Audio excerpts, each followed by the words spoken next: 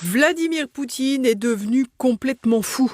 La phrase émane de Donald Trump et permet à toute la presse occidentale de se repaître d'une relation américano-russe un peu tendue. Une véritable volte-face après avoir passé des semaines à expliquer que Donald Trump était un agent du Kremlin.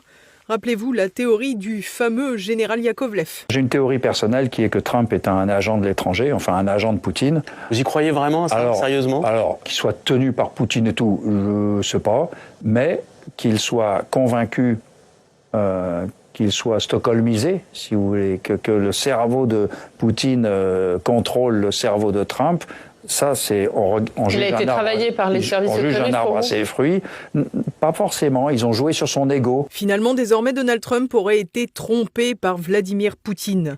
Une occasion perçue comme une aubaine pour le président français, à peine remis du moment de complicité avec Brigitte Macron.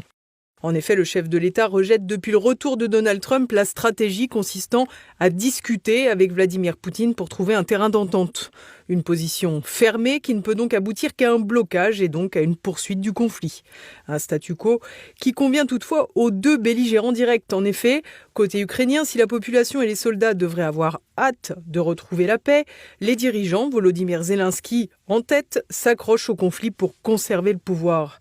Un jeu qui échappe d'ailleurs sans doute en partie au président ukrainien qui doit redouter certains membres de son entourage peu enclins à entrer dans les négociations. Du côté de la Russie, les territoires revendiqués n'étant pas encore conquis, le temps ne presse pas. À plus forte raison que Moscou semble bien dominer le jeu géopolitique, comme nous l'explique l'expert en gestion de crise, Hervé Carès. Échec et mat sur l'échiquier de ce conflit. Pourquoi ?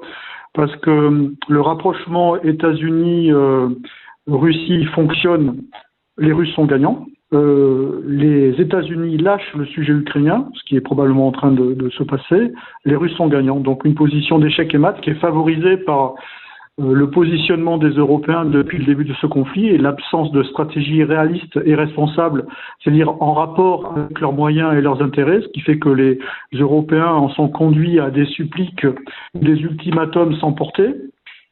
Et ils sont sortis tout simplement de l'échiquier du règlement de ce conflit.